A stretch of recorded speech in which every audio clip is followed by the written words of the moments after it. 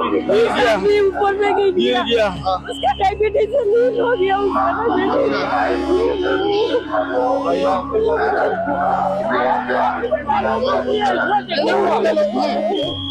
प्रयागराज के महाकुंभ में भगदड़ के बाद रोते बिलखते चीखते चिल्लाते और अपनों को खोने के बाद की यह तस्वीरें जिसने भी देखी वह सिहर उठा।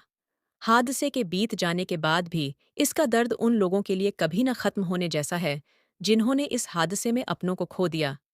इन्हीं में से एक है यूपी के बलिया से आए दिनेश पटेल, जो परिवार के साथ आए तो महाकुंभ में स्नान करने थे, लेकिन भगवान को शायद कुछ और ही मंजूर था। इस भगदड़ में दिनेश की पत्नी और उनकी 8 साल की बेटी की मौत हो गई। हादसे के बाद दिनेश ने बताया कि मां के साथ बेटी ने महाकुंभ जाने की जिद की थी, इसलिए अपने साथ प्रयागराज ले गया, लेकिन भगवान को कुछ और ही मंजूर था। नहाने से पहले ही भीड़ ने उन्हें कुचल दिया, जिसमें पत्नी और बेटी की मौत हो गई। दिनेश बताते हैं कि लाखों की भीड़ में जो गिरा वह उठ ना सका। भीड़ लोगों को कुचल रही।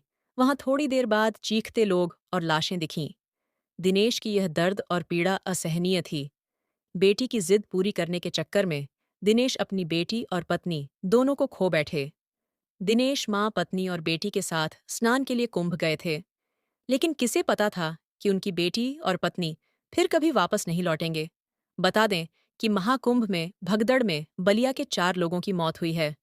मृतकों में मां बेटी भी है। इस घटना से 2 गांवों में शोक है।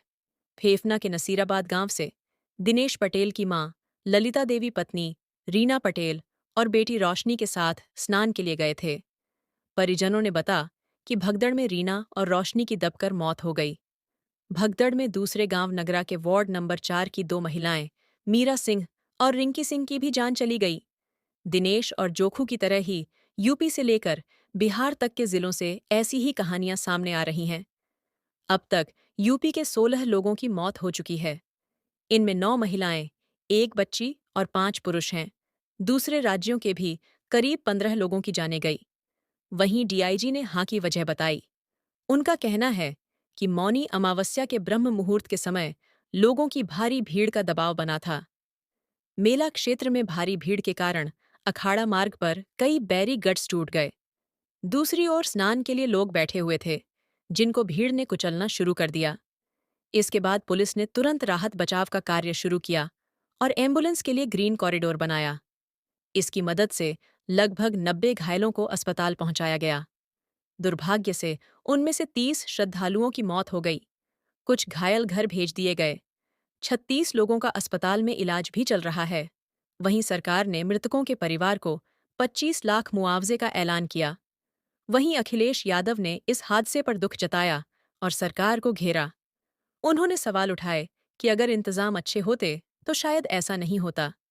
बता दें कि 28 जनवरी की देर रात करीब 1:30 पर प्रयागराज के संगम नौज इलाके में भगदड़ मच गई। प्रशासन के मुताबिक 30 लोगों की मौत हुई है।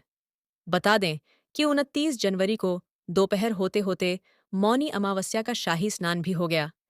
लेकिन इन 30 मौतों के लिए जिम्मेदार कौन है? यह सवाल अब भी सामने